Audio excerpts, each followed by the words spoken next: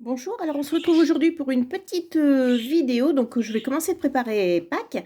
Donc voilà, c'est pour réaliser en fait ces petits paniers, donc c'est extrêmement rapide parce que moi j'en ai pas mal à faire. Et du coup, bah, j'ai trouvé donc c'est un tuto sur internet, je suis désolée, je me rappelle plus de la personne qui l'a émise. Alors après j'ai modifié un petit peu les mesures, je vais vous expliquer tout de suite pourquoi. Alors, parce qu'en fait, donc j'avais une petite collection de papier donc que j'avais, est-ce qu'on voit bien? Voilà, une petite collection de papier que j'avais trouvé chez Nose.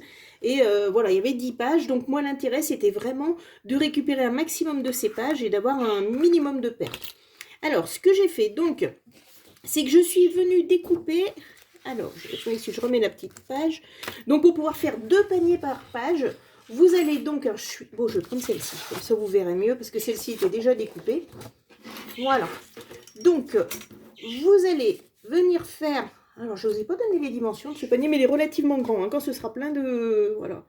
Là, il fait 11 cm de large. Voilà. Je pense que quand il sera plein de chocolat, ça en fera quand même pas mal. Hein. Voilà.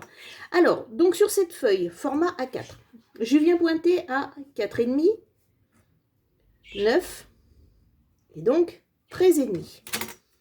Je vais faire pareil en face. 4,5, 9, 13,5. Voilà. Pour que ce soit plus simple, vous allez voir qu'on va, on va prendre en fait un carré de 13,5 par 13,5. Hein. Là, je fais vraiment un pas à pas. Voilà. Et je viens couper. Ensuite, je viens faire exactement la même chose de l'autre côté. Je reprends donc 4,5, 9, 13,5. Pareil ici.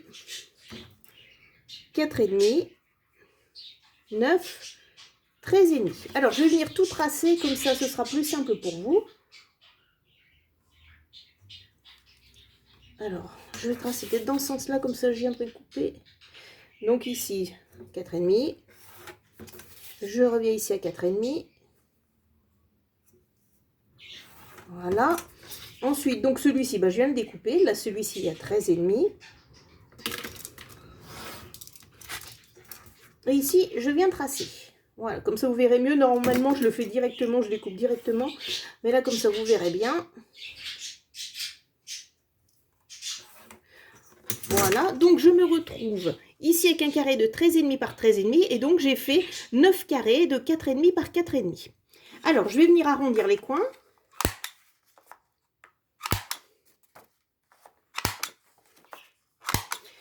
Je vais venir tout simplement couper ici, ici, ici et ici. D'accord? Tous les morceaux qui sont en face. Allez, je viens couper. Alors, sauf le milieu, hein, bien sûr, sera la base du petit panier. Donc, ici à l'extérieur, ici à l'extérieur. Là, je vais refaire pareil. Voilà. Je vous montre, donc c'est coupé ici, ici, ici et ici. Alors ensuite, toujours pareil, donc avec ma petite pointe, je viens marquer tous mes plis.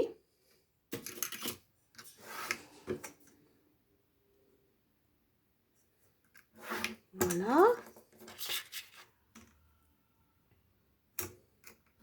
Voilà. Et voilà. Alors ce tuto n'a rien d'original, hein, comme je vous disais, sinon les dimensions, vous pouvez aussi le retrouver sur internet. Alors je cherche mon plioir, ça c'est toujours formidable. Et ben voilà, il n'est pas là. Et ben ma foi, on va faire ça à la main, on va essayer de faire ça proprement. Je pense qu'il y a une deuxième personne qui s'amuse à planquer mes affaires. Je ne sais pas si pour vous c'est pareil. Je prends le plioir, je le pose, je ne le retrouve plus. Voilà, donc je vais marquer tous les plis, hein, tout simplement.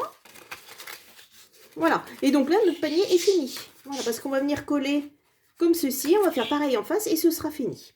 Alors, moi, ce que j'ai fait... Alors, je remercie par avance. Ça, c'est une amie qui m'avait donné ça. Elle ne savait pas comment l'utiliser.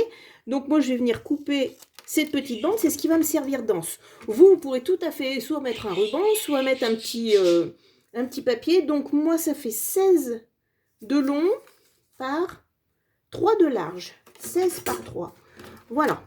Donc, moi, ce que je fais, c'est que je viens placer directement mon anse.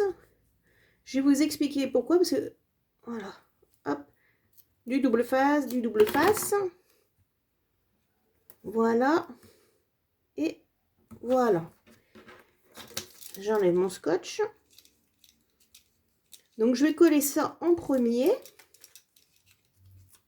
sur mes petits morceaux. Donc moi c'est facile parce que là mon petit ruban est un petit peu cranté, donc comme ça je sais que je suis en face. Hein. Je vais peut-être mettre deux, je vais peut-être descendre pour être sûr. Oh, pour être sûr que ça tienne bien. Voilà, je viens de coller en face. Pardon, je l'ai déjà enlevé. Donc pareil, je vais suivre ce qui est écranté là sur les côtés. Voilà. Et du coup, après, je viendrai coller par-dessus. Donc vous voyez, du coup, ça tiendra 2 fois mon anse. Je pense que c'est pas mal de faire comme ça. Allez, la colle. Bon, si elle aussi, elle a disparu, là, je sais plus quoi faire. La voici, la voilà. Allez. Donc moi, je viens coller ici les 2 morceaux. Je vais faire les deux en même temps. Voilà. Voilà. Je m'excuse, je tourne vers moi pour être sûr que ce soit bien régulier. Voilà, on vient appuyer. Alors, tout à l'heure, j'avais utilisé, si elles sont encore là, mes petites pinces.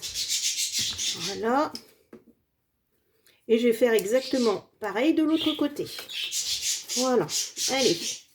Je viens coller ici, ici, ici et ici. Après, vous pouvez mettre du double face, hein, c'est comme vous le souhaitez. Je m'excuse, je remets en face de moi pour que ce soit à peu près correct. J'aimerais bien les mettre quand même sur ma table de Pâques, donc autant que ce soit quand même bien fait. Alors là, j'ai un petit peu dépassé au niveau de la colle, je vais essuyer. Et voilà. Donc là, du coup, moi, comme l'anse était imprimé, là, mes petits lapins sont à l'envers.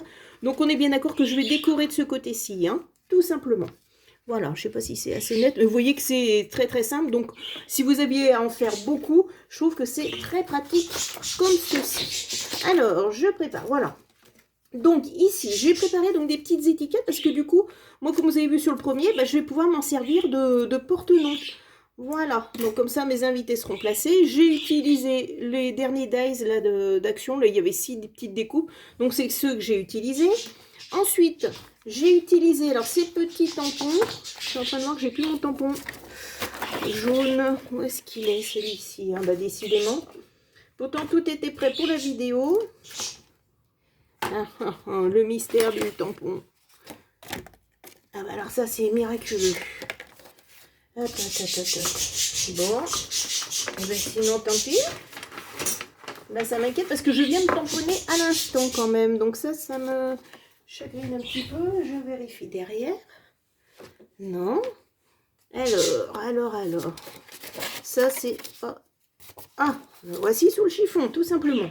Voilà. Donc moi j'ai ces petits tampons que je vais utiliser. Alors, juste une remarque, je ne sais pas pour vous, moi je les avais achetés, honnêtement, ça tamponne complètement de travers.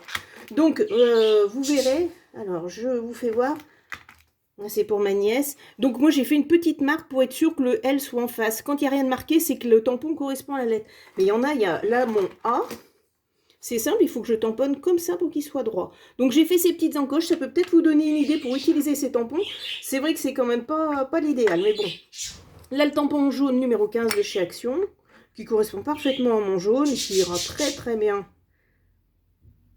Voilà, donc je tamponne. Le L, il est là. Voilà, c'est pas très très droit. Et mon A, alors là, celui-ci, je sais qu'il est totalement de travers. Voilà. Donc, voyons le tamponnant de travers, là, il est à peu près droit. Donc, ici, c'est pour ma nièce et Léa. Voilà. Alors, on va peut-être essuyer. Alors, moi, j'utilise des lingettes bébé pour nettoyer les tampons. Voilà. L'encre marche super bien, sachant que c'est du jaune. Je trouve que ça ressort très, très bien. Est-ce que j'avais... Voilà, j'avais fait un modèle avec le noir et je trouvais que c'était beaucoup moins heureux. Donc, c'est vrai qu'avec cette gamme de tampons, là, on peut se permettre de faire des choses plutôt pas mal. Moi, j'avais pas d'encre colorée. Là, je suis ravie d'avoir cet ensemble. Voilà. Moi, ils étaient toujours en vente hein, dans le mien, Action. Je sais que certaines ont beaucoup de peine à les trouver. Voilà. Donc, ensuite, je viens tout simplement coller ma petite étiquette. Comme ça, regardez, ça me permet de cacher mon petit pli, sachant que je trouve que c'est quand même pas vilain, ça pourrait rester comme ça. Hein. Voilà, mais bon, comme ceci, je peux faire mon petit porte-nom. Voilà. Et pour finir, donc j'ai utilisé ça aussi, il me semble que c'est un Dies Action. Donc ça, c'est pour faire une petite marguerite.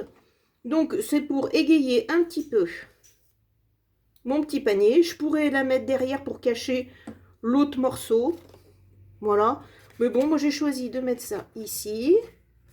Voilà, ça fera très printanier. Et on reste dans le jaune. Je vais venir mettre une petite demi-perle jaune.